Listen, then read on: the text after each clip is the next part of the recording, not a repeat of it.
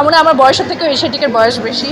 Agency কতটা নিয়ে কী করলো বা ব্র্যান্ড কী করলো এটা আসলে আমার দেখার বিষয় না। আমার কমিশনটা আমার কাছে থাকলেই হয়েছে। রাদার দেন কাউকে ভিডিও দেখে এনভি করার থেকে you should make your own video আসলে। আমার কাপল ব্লগ বানানোর ইচ্ছা আসলে খুব একটা নাই। আমাকে ডানা ভাই হিসেবে চিনুক, ডানা ভাবি না বলুক।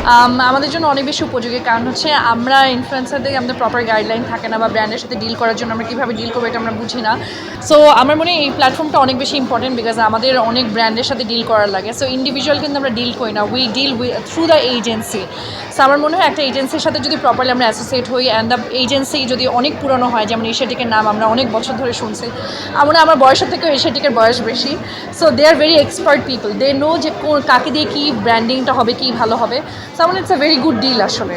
ভাইয়া আমার মনে হয় অ্যাজ আ এজেন্সি পার্সন, আমি এজেন্সিতে কাজ করি, এজেন্সি অলরেডি কমিশন নেয়।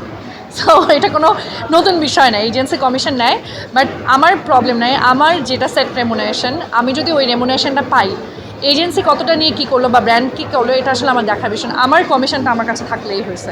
So that's most important. না, এটা অবশ্যই যুগ উপযোগী, কারণ যুগের সাথে তাল মিলানোটা ভেরি ইম্পর্ট্যান্ট। আর আমার কাছে মনে হয় যে এখন আমাদের সবার কাছে ভালো ইন্টারনেট আছে, ভালো ফোন আছে। So if you are capable of doing something, আমার মনে হয় ইউ শুড ডু সামথিং। ঘরে বসে রাদার দেন কাউকে ভিডিও দেখে এনভি করার থেকে you should make your own video আসলে। এটা আসলে আমি সবসময় বলি যে যত তাড়াতাড়ি আসে তত তাড়াতাড়ি চলে যায়। সো আপনি যদি ভালো কন্টেন্ট বানান, আপনার গ্রোথ স্লোলি হবে, কিন্তু আপনি লং লাস্টিং হবেন।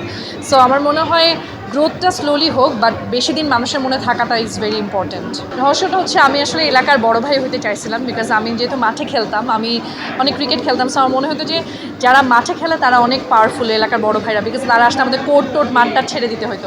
তখন আমি আমার ফ্রেন্ডদেরকে বলতাম যে আমি একদিন বড় হয়ে এলাকার বড় ভাই হবো। সো ওই থেকে আসলে ডানা ভাইটা আসা। না, এটা না খুব একটা স্যাড একটা জিনিস। যেমন আমি বড় হয়ে যাত্রাবাড়িতে, তো তখন আমাদের খেলা মাঠ ছিল, এখন ওই জায়গায় 3টা বিল্ডিং উঠে গেছে। সো মাঠ জিনিসটা আসলে পাওয়া যায় না খুব একটা।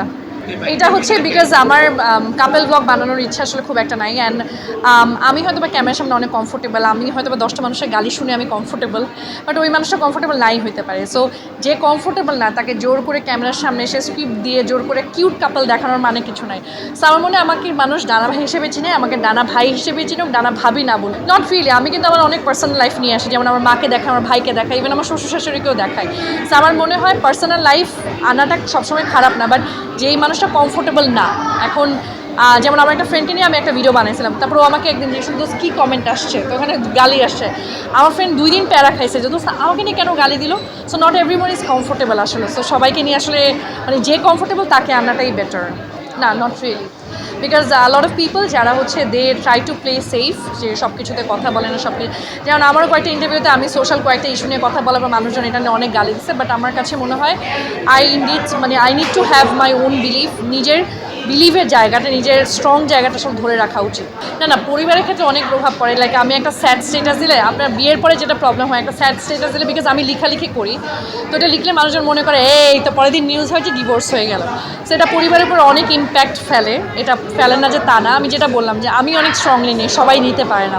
তো এটা একটু হ্যান্ডেল করতে হয় আর কি, because you need to show the proper care to your family that yes I am there for you. তাইলে দেখা যায় ফ্যামিলি একটু চুপচাপ থাকে। না, এটা আপনাকে করতেই হবে, কারণ I do care for people, I do care for the people that around me. তো আমার আশপাশের মানুষের আমি আমার বন্ধু বলে, আমার পরিবারের মানুষ বলে আমি অনেক কেয়ার করি। তো আমার নিজের আমার এমনও হয় যে আমি নিজেরটা দেখি না, আমি আমার তাদের হ্যাপিনেসটা দেখি, বিকজ এই মানুষগুলো হ্যাপি থাকলে আমার। সো এটা আপনাকে নিজে ভালো থাকতে গেলে এই মানুষগুলোর খেয়াল করতে হয়। আমাকে যদি জিজ্ঞেস করেন, আমি আসলে আন্টিদের মতো কথা বলবো, যেহেতু আসলে আমার কাছে মনে হয় education is very very very important. Because আমার মাস্টার্স করা কমপ্লিট হয়েছে, বাট সুন আমার প্ল্যান হচ্ছে আমি পিএইচডি করতে যাব। তো আমার কাছে মনে হয় যে এডুকেশন ইজ ভেরি ইম্পর্টেন্ট, কারণ আপনি সোশ্যাল মিডিয়াতে যখন একটা কথা বলেন, you are the face of the social media, or you are representing nation. তো আপনি একটা উল্টাপাল্টা স্টেটমেন্ট দিবেন, পরের দিন এসে আপনি আবার সরি বলবেন, তারপরে 2 দিন পরে উল্টাপাল্টা। এর থেকে আপনি যখন বলবেন, you have to be clear about your thought, যে আমি এটা এখন বলছি, এই জন্য বলছি, এইভাবে। সো আমার মনে হয় যে আমার মনে হয় আমি সরি আসলে খুব একটা বলি না, কারণ আমি যখন বলি I know what I am talking about. সেই জন্য এডুকেশন ইজ ভেরি ইম্পর্ট্যান্ট। আচ্ছা, এইরকম কোনো প্ল্যান ছিল না আমার। আমি অনেক ভিডিও বানাইতাম, সো আমি আমার প্রোফাইল এমনিতেই দিতাম। সো একটা টাইমে দেখলাম যে ফোনের মেমোরি ফুল হয়ে যাচ্ছে, তো আমি পোস্ট করা শুরু করলাম যে ফোনের মেমোরি খালি থাক, ফেসবুকের ভরুক। তারপর দেখলাম যে সবাই অনেক অ্যাপ্রিসিয়েট করা শুরু করছে, কারণ মেয়েদেরও হিউমার থাকতে পারে, এটা আসলে খুব একটা নিতে পারে না। সো ওইখান থেকে আসলে শুরু করা।